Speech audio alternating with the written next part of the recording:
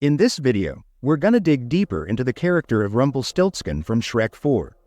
The first and most important thing to understand about him is that he's all about making deals and contracts.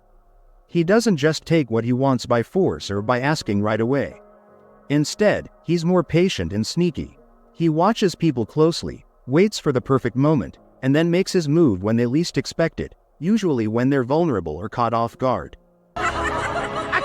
How's that for a metaphysical paradox? Looks like you got exactly what you wanted! Happy Ogre Day! Everything about him screams opportunist. He's not the kind of character who goes out and creates chances for himself. He waits quietly in the background and looks for opportunities that come to him. He's like a shark circling in the water, always ready to strike when the time is right. What really drives him is desperation. He finds people who are at their lowest points, times when they feel hopeless or stuck.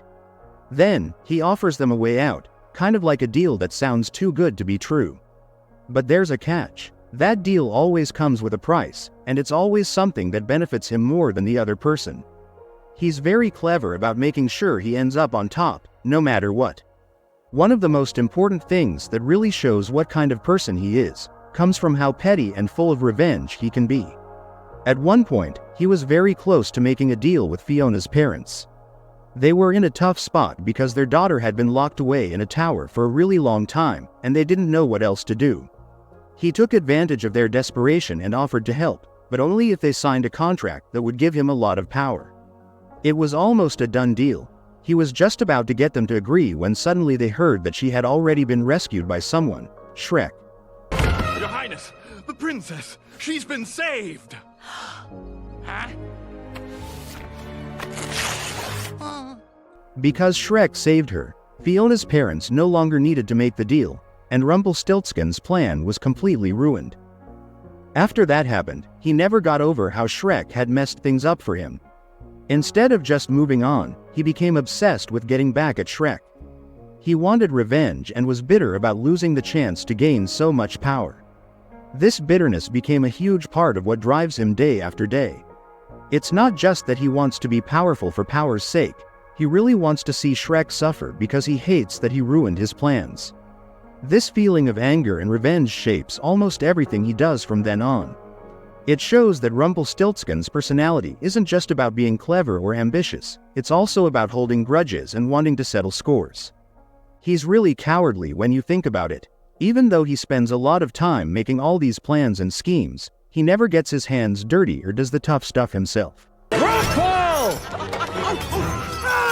Get him, witches! He surrounds himself with witches who do the hard work for him, carrying out his orders and enforcing his rule. And on top of that, he has a giant goose that acts as his bodyguard, so he's almost always protected by others. But the moment he's left alone, without his witches or his goose, what you really see is who he is underneath it all. A small insecure man who is afraid to face people directly and can't handle being confronted. He shies away from any challenge and quickly shows that he's not as tough or brave as he pretends to be.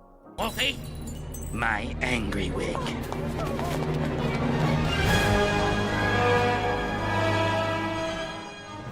When you put all of this together, his personality is kind of funny because he tries so hard to look confident and powerful, but deep down he's really just scared.